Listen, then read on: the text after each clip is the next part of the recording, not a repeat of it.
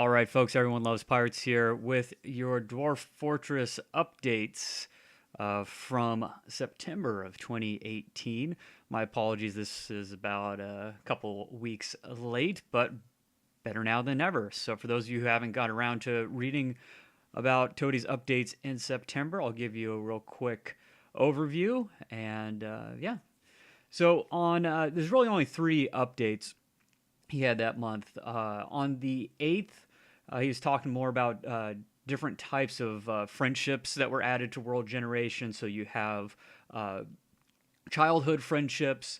And for example, he said after like 100 years of World Gen, one of his tests, a third of the 4,600 historical figures had at least one childhood friend. So you got that starting to work. After childhood comes wars. So if you're in a war with somebody, you can get a relationship that way, have a war buddy essentially. And those relationships are more likely to cross site boundaries, obviously, than just, childhood friends. And then lastly was romance.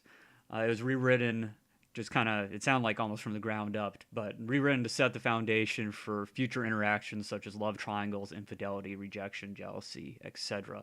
So none of that's in there right now, but it has been rewritten to allow for that.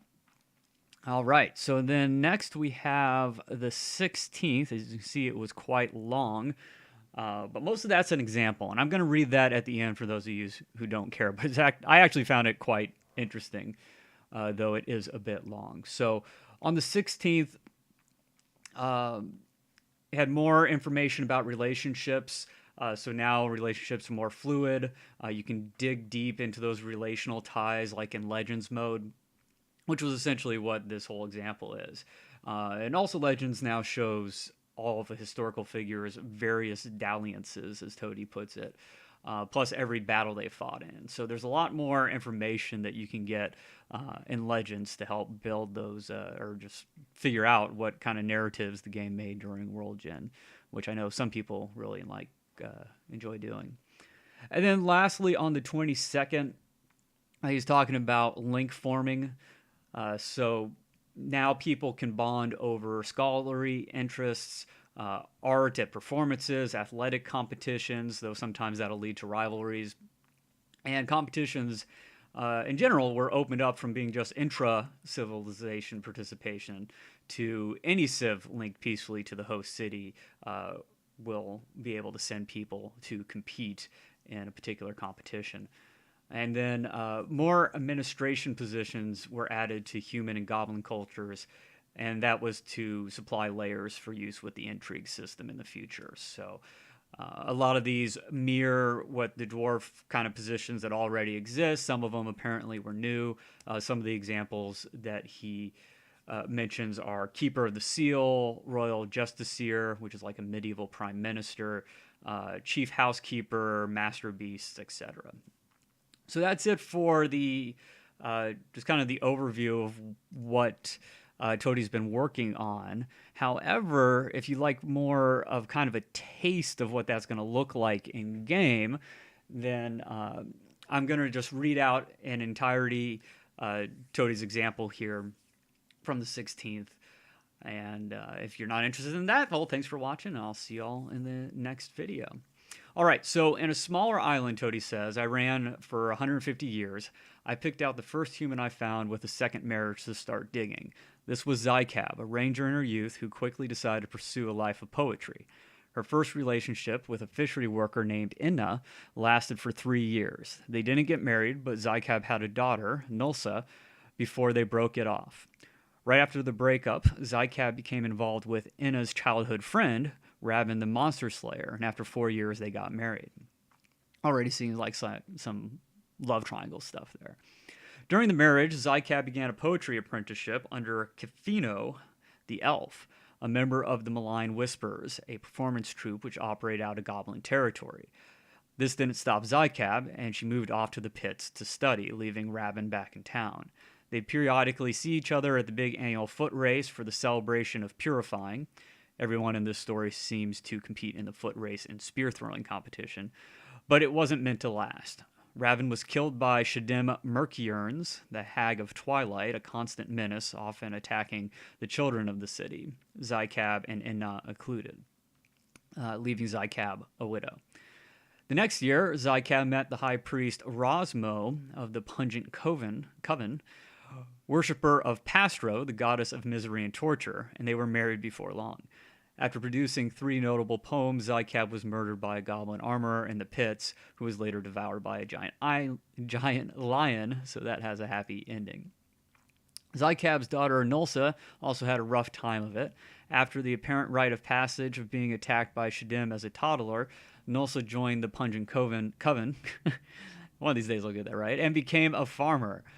The elves were often attacking these communities, and Nulsa proved herself in the Clash of Growling, becoming the general of the human civilization, the Union of Creatures, a few years later. The elves attacked again, led by the immortal tactician and notorious tamer of giant mosquitoes, Princess Sallow Larkfires. And during the defense of the outlying town of Goodbines, Nulsa was struck down by an elven elephant, and later put to rest in the Tome of Shields.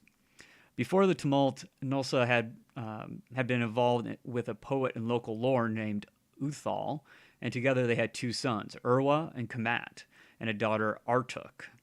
Uthal died alongside Nulsa in the defense of Goodbines, but the children survived. The oldest, 7 years old at the time, safe for the time at the Pungent Coven's town of Snugglemerged. And yes, Shadim tried to kill both Urwa and Kamat as children. Urwa became a bandit and, after being played by a goblin spy, and Kamat also took up a life of crime, but Artuk became a farmer and Pungent Coven member like her mother, and also fought in the Elf Wars, where she formed a close relationship with a woman, Athrab, who would later marry her widower stepfather, Rosmo, the priest. Artuk soon gave up on fighting and became a poet like her father and grandmother, moving again to the Goblin Pits, where apparently all poetry in this world is written. Artuk's life of poetry went on for a decade, which saw the writing of The Sun Sets on Devourers and her superstitious worship of a rampaging swamp titan. Then Sallow Larkfires and the elves came again in 105, this time attacking the goblin cities with giant great horned owls and badger people. As a performer, Artuk didn't participate in the defense, but she ended up being pressed into elven service for the next attack, fighting in several assaults on goblin pits, even striking up a war buddy relationship with an elf, Datari, who is notable for multiple simultaneous lovers and affairs, which isn't all that common right now. Under elven rule in the pits, the threat of being murdered like her grandmother passed, and Artuk died of old age around the end of World Gen in 144. She left behind her longtime lover Ip and their 4 surviving children, the 2 youngest being Swamp Titan worshippers with elven childhood friends, as well as an elven apprentice of her own. As for the child-hunting hag Shadim, after turning the tables on 7 monster slayers, she finally met her match in the slayer elf Namil Shellsfair, a veteran of every battle of the Elf Wars, who was only outdone herself when she challenged the Bronze Colossus, joining 209 other notables and 2 cities. So yeah, never fight a Bronze Colossus. I learned that a long time ago. The elf war leader Sallow Larkfires, born a few years after the world was created, is still alive. She never had a romantic relationship, but had 3 close childhood friends, Yanali Cobra Salve, Slayer, killed by a giantess in 43, Millie Glenpix, a veteran and a tavern keeper who survived, and Yawo, who died as a teenager fighting in the attack of Claws in 17, where Sallow's predecessor, Samantha Warspriffs, was also shot and killed, paving the way for Sallow's rise and her eventual conquest of the known world over the following century. So all that just from starting with someone he thought might be interesting and just kind of following where that would go in Legends mode. So again, thanks for watching. As always, of course, I have nothing to do with Dwarf Fortress development. I always mention that. Probably should have done it at the beginning again, but this is just a quick summary. I always recommend you just go and read it yourself. Obviously, we have some stuff from October already up as well if you want to catch up to what's current. Otherwise, I will have a video for those in November. And then, of course, there's also the future of the Fortress, which I will try to get done for September sometime soon. It'll probably be at least a few days, though, because those take quite a long time to put together.